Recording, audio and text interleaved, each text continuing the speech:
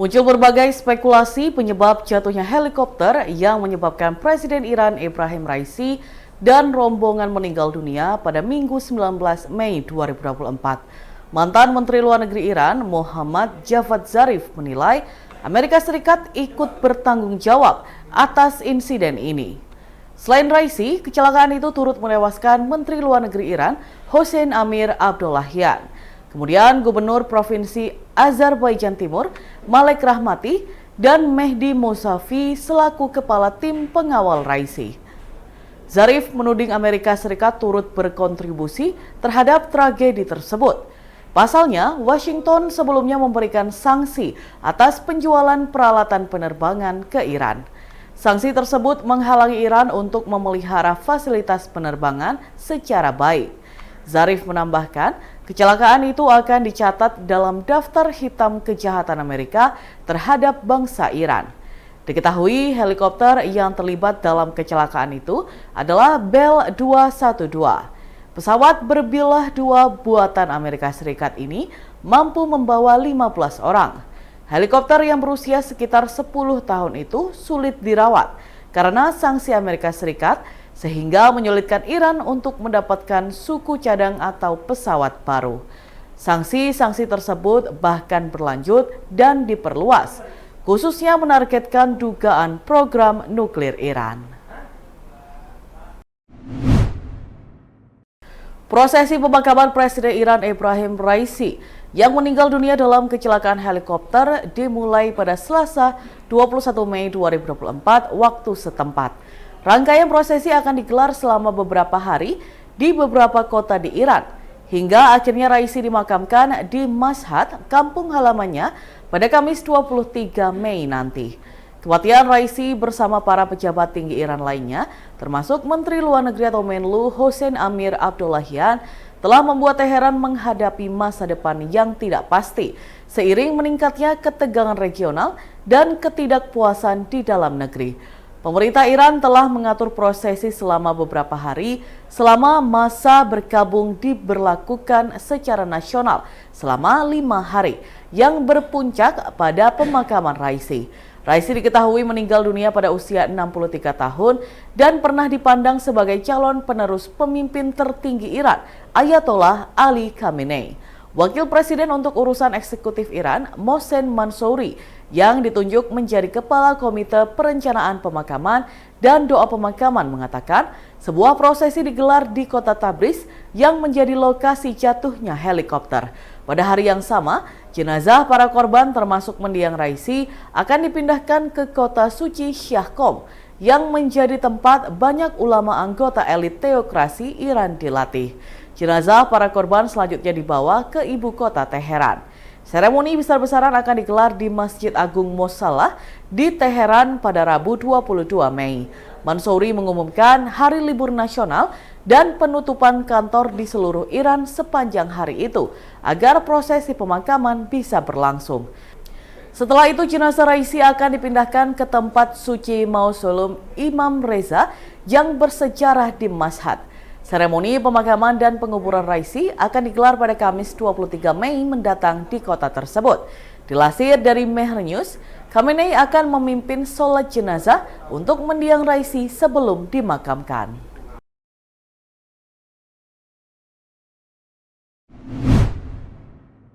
Tengah viral di media sosial video bos skincare Makassar, Feni France, melabrak suaminya yang diduga selingkuh dengan asisten rumah tangganya atau ART. Hal itu diungkapkan Feni melalui unggahannya di akun Instagram @FeniFranceFF pada Sabtu 18 Mei 2024. Dalam postingannya, Feni menyebut perselingkuhan suaminya yang bernama Atok Sila dengan ART yang disapa Mamli itu terkuak gara-gara uang 700 juta rupiah. Diketahui Mamli kepergok mencuri uang bosnya. Feni juga menyebut bahwa suaminya pernah selingkuh 12 tahun lalu, namun ia memaafkan. Ia mengaku bukan hanya kehilangan uang yang membuatnya sakit hati, namun karena rumah tangga yang telah 23 tahun berjalan gagal dipertahankan. Ia mengaku sakit hati dengan Mamli. Ia bahkan tidak berpikir ART-nya tega melakukan hal itu. Feni Franz pun menyalahkan dirinya atas peristiwa itu, sebab ia pernah mendapat cerita buruk tentang ART-nya namun tetap mempekerjakannya. Ia juga mengaku telah berkali-kali menegur Mamli untuk tidak berpakaian terlalu terbuka. Dalam unggahan video, Feni menanyakan kepada Mamli sudah berapa kali perempuan itu berhubungan dengan majikannya. Mamli pun hanya menjawab dengan anggukan. Feni menyampaikan tujuannya mengunggah video tengah melabrak ART dan suaminya itu agar tidak ada fitnah tentang perpisahan di rumah tangganya. Ia pun meminta doa dan dukungan agar bisa kuat melangkah ke depan bersama anak perempuannya. Diketahui Feni Franz adalah seorang pengusaha asal Makassar yang cukup terkenal. Ia memiliki usaha di bidang fashion dan skincare. Perjuangannya menjadi pengusaha sukses seperti saat ini tidak terjadi secara instan. Mulanya Feni berjualan pakaian sambil membantu suaminya yang waktu itu masih menjadi sopir angkot. Ternyata kerja kerasnya pun membuahkan hasil. Feni juga dikenal di Makassar karena sering membagikan sembako pada orang yang membutuhkan. Sejumlah 6,78 juta butir obat-obatan terlarang jenis ekstasi dan karnopen diproduksi pabrik narkoba yang berlokasi di kawasan rumah elit kawasan Kertajaya Indah Timur, Sukolilo, Surabaya. Barang bukti tersebut diperoleh dari penangkapan terhadap tersangka MY. Ternyata ia telah mengoperasikan pabrik tersebut selama kurun waktu 6 bulan. Tersangka MY ditangkap setelah tersangka lain berinisial ADH berhasil diamankan terlebih dahulu oleh anggota Subdit 3 Ditres Narkoba Polda Jatim. Direktur Ditres Narkoba Polda Jatim, Kombes Pol Robert Da Costa mengatakan tersangka tidak mengoperasikan pabrik rumahan tersebut seorang diri. Sudah ada lebih dari 5 karyawan pabrik yang kini tengah dalam pemeriksaan. Hal tersebut dilakukan sebagai bentuk mekanisme tindak lanjut atas penanganan kasus tersebut. Pasokan pil obat-obatan terlarang itu diedarkan di kawasan Jawa Timur dan Jawa Tengah. Para pembelinya merupakan pekerja atau orang-orang berusia dewasa. Bahkan berdasarkan catatan pemeriksaan terhadap tersangka, kebanyakan pembelinya adalah dari kalangan nelayan. Saat disinggung kemampuan para tersangka untuk meracik dan memproduksi obat-obatan terlarang tersebut, Robert mengaku masih akan mendalaminya. Ia menduga para tersangka bisa memperoleh akses informasi secara terbuka untuk meracik barang haram tersebut dari internet. Namun, Robert juga tidak menampik bahwa para tersangka memperoleh kemampuan tersebut dari komunikasi dengan jejaring sesama narapidana lain selama menjalani masa pembinaan di lapas. Apalagi para tersangka merupakan residivis atau sebelumnya pernah dipenjara karena kasus hukum serupa. Kabid Humas Polda Jatim, Kombes Pol Dirmanto mengatakan tersangka MY pernah dipenjara 5 tahun dan baru bebas tahun 2023 lalu. Sedangkan tersangka ADH merupakan residivis yang pernah dipenjara 5 tahun dan baru bebas pada 2022. Petugas telah menetapkan 2 orang DPO, yakni pelaku KSM dan WD yang kini tengah diburu oleh anggota Ditres Narkoba Polda Jatim. Mengenai jumlah nilai seluruh barang bukti yang diamankan oleh anggota Ditres Narkoba Polda Jatim, diperkirakan sekitar 23 miliar rupiah. Sementara itu, penggerebekan rumah elit di kawasan Kertajaya yang menjadi pabrik narkoba ini pun membuat warga setempat kaget. Mereka tidak menyangka pemukiman yang sepi dan nyaman dengan tingkat keamanan ekstra seperti satpam pintu gerbang malah disalahgunakan. Dalam Tribuners berikut kita simak bersama wawancara dengan Ketua RT 1 JM Sitorus dan warga atau tetangga samping rumah TODT. Nggak ada kegiatan, memang kelihatannya begitu. Berarti nggak lapor 2 orang warga? Lapor. Status mereka ini pengontrak ya? Pengontrak. Sudah berapa tahun Pak ngontrak di sini Pak? Ini masih baru katanya. Memang ini juga saya tahu dari tetangga sini.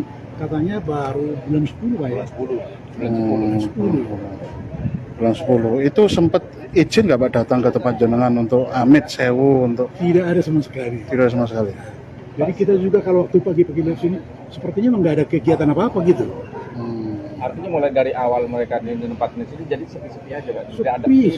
kegiatan yang sekiranya Yang tetangga ini aja nggak mengerti apa kegiatan di dalam. Malah bapak ini pernah merasa tersinggung suara dari rumah ini. Ya, Kalau ada malam-malam gitu Pak ya. Oh malam Pak ya? Ya. Malam. Jadi mungkin kegiatan produksinya itu malam. Jam berapa sama jam berapa kata warga? Jam-jam berapa itu Pak kalau Nggak sekali ada bunyi cuci, kayak dia bilang dia cuci gelas, cuci baju. Jamnya jam berapa Pak? 10 ke atas? Iya. Sangat malam sekali itu.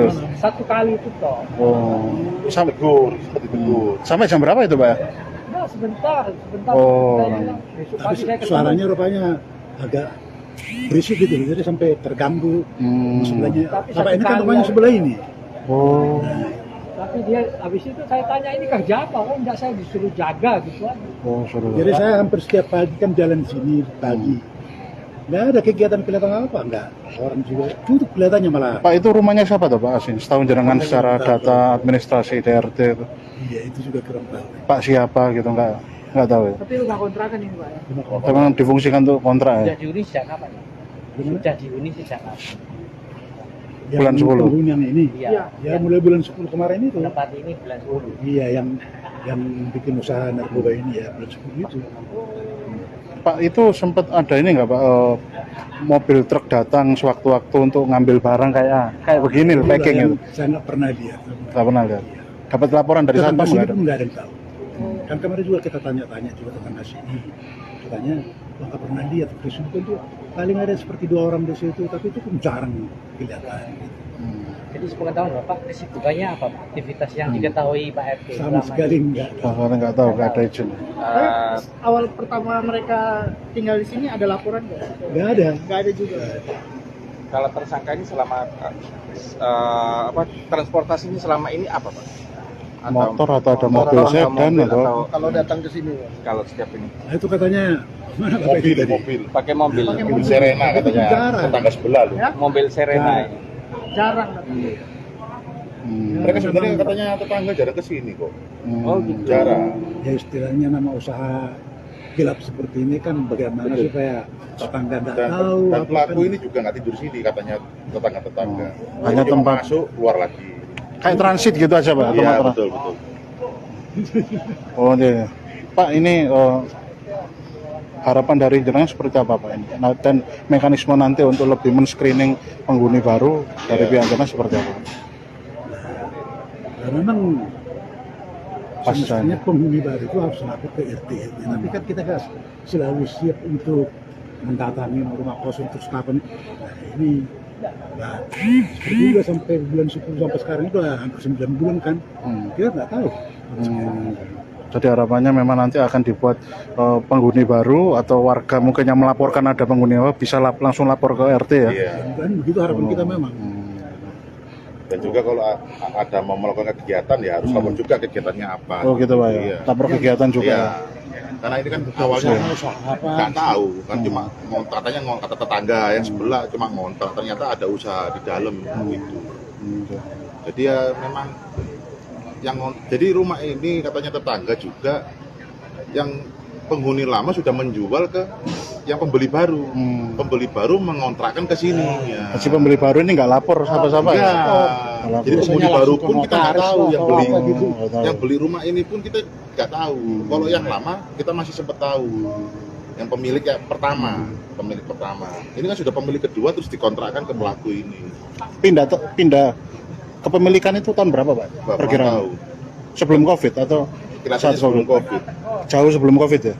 Ya, Atau menjelang Covid? hitungannya masih baru lah beberapa tahun. Oh, berarti perkiraan 2016, 17, Ya. 18-an ya, karena Covid 2019 ya. Sepengetahuan Bapak juga kegiatan atau aktivitas yang dirasa itu janggal atau mencurigakan apa? Karena kita nggak melihat ada aktivitas itu, jadi nggak ada yang Nggak ada yang janggal. Hanya rumah kosong aja setahu Iya. jenengan. Iya. Dan kadang-kadang ada Bapak ini tutup. rumah kosong. nggak tahu harus rumah Iya. kosong. Karena habis dijual itu mas. Iya. Pak itu memang yang punya rumah atau dikontrakan itu bagaimana? Kontrak itu setahu saya kontrak. Berarti yang ditangkap itu ngontrak itu statusnya. Ditangkap yang di rumah itu atau orang lain? Soalnya kita nggak dengar. Setahun jenengan sudah ada di situ berapa tahun, Pak? Nah, mana? Yang yang ngontrak itu loh. Baru ini nggak lama. Baru berapa bulan? Waduh, kalau bulannya nggak jelas, cuma penghuni baru gitu ya. Iya. Soalnya sering dikontrak, Bang. Ini kontrak ketiga kalinya orang. Itu baru tahun 2024 Pak ya? Bukan dari tahun lalu atau? Saya 2023. Oh. Akhir 2023. Pertengahan atau akhir tahun? Nggak ada. Tahun kurang ya. Sering ada orang berlalu lalang nggak keluar Mas? Nggak jelas. Kalau itu saya nggak tahu. Pak di dalam kan banyak bahan. Iya, saya juga nggak tahu. Waktu ngedrop barangnya Nggak tahu. selama ini pengetahuan Bapak tempat ini bagaimana Pak? Biasa dikontrak-kontrak gitu. Setiap tahun dikontrak. Penghuninya berganti-ganti ya pengontraknya ya. Kalau yang terakhir ini bagaimana Pak? Yang Nggak tahu. Ini kan baru. Jumlah orangnya berapa? Setahun jenengan selama setahun ini. Dua aja. Kok. Iya. Cowok semua ya? Iya. Kalau aktivitas sehari-hari Bapak tahu Pak ini? Nggak tahu. Keluar masuk mobil mungkin Pak untuk? Oh, enggak, saya enggak siapa tahu. Karena saya juga jarang. Paling malam kok. Apakah penghuninya juga sering bersosialisasi ke warga sekitar? Nggak pernah ya? Pak, ini jadi tempat ini ya Pak ya, sering dikontrakkan ya. Iya. Jadi penghuninya berganti-ganti ya. Artinya dengan warga juga jarang sekali. Pas tahun jenengan itu rumahnya Pak siapa tuh yang asli? Nggak tahu. Tapi sebelumnya itu memang kosong, kemudian disewa 2 orang itu atau seperti apa? Disewa gitu. Tiap kali. Berganti-ganti gitu. Berarti orang kesekian itu ya, 2 orang itu ya. Pak, setahun jenengan kendaraannya apa saja Pak yang keluar masuk Pak? Udah jelas saya nggak mobilnya. Mobil sedan atau ada box-box gitu? Nggak jelas. Waktu keluar masuknya nggak jelas. Cuma orangnya keluar jalan. Biasanya jalan kaki. Pak, setahun jenengan saat digerebek hari apa ini Pak? 3 hari lalu ya, 3-4 hari lalu ya. Itu tahu Pak kalau ada urusan soal Nggak tahu ya. pil-pilanan? Atau ada polisi lain. Oh gitu. Baru tahunnya kali ini ya. Kali ini. Ya udah. Dengan Pak, Pak namanya siapa? siapa? Pak T. Pak, usianya berapa tahun Pak? Saya 65. 65. Jenengan sudah berapa lama tinggal di sini? Udah lama. Sudah cukup lama tinggal di sini ya. Pak, terakhir Pak, ini kan tanggapan jenengan terkait ini kan tempat jenengan aman, kemudian yang delala kok 3 hari ini digerebek, itu seperti apa ini? Ya kaget aja. Harapannya pada pihak kepolisian? Ya lebih ya tapi sudah tindakan cepat sekali. Dan ini harapannya pada pihak RT RW mungkin lebih selektif Ya, atau lebih seperti apa? Ya, Pak. Jadi Masuk, warga Pak. merasa kecolongan ya Pak dengan adanya kejadian ini? Meski bersekolah jauh dari pusat kota Banyuwangi, pelajar SDN 1 Pesanggaran Banyuwangi ini mengukir momen hebat.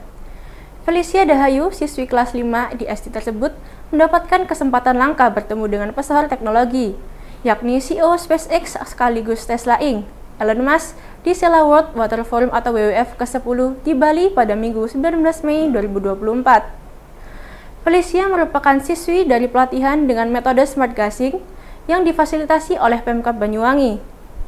Metode pembelajaran matematika ini dikembangkan oleh Profesor Yohanes Surya, seorang fisikawan Indonesia dan pembimbing tim Olimpiade Fisika Indonesia atau TOFI. Sejak setahun lalu, Pemkab Banyuwangi menargetkan untuk mencetak ribuan jagoan matematika melalui program tersebut.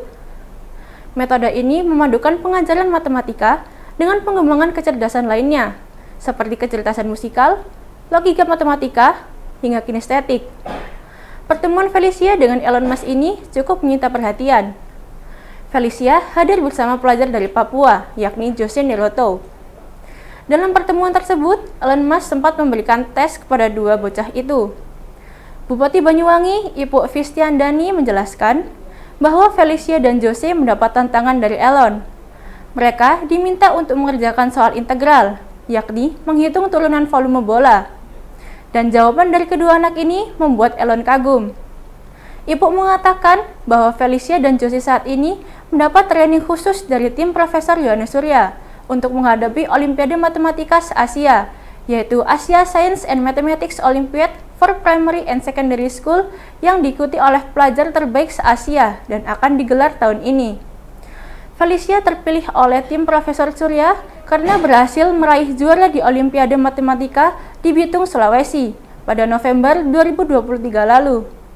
Selama 1 tahun terakhir, Banyuwangi telah bekerja sama dengan Profesor Yohanes Surya dalam memberikan pelatihan berhitung cepat kepada para guru dan pelajar Banyuwangi menggunakan metode gasing. Metode ini telah terbukti berhasil dalam meningkatkan kemampuan matematika anak dengan memanfaatkan lagu, latihan logika otak kiri kanan, hingga motorik dalam penerapannya. Download Tribun X sekarang, menghadirkan lokal menjadi Indonesia.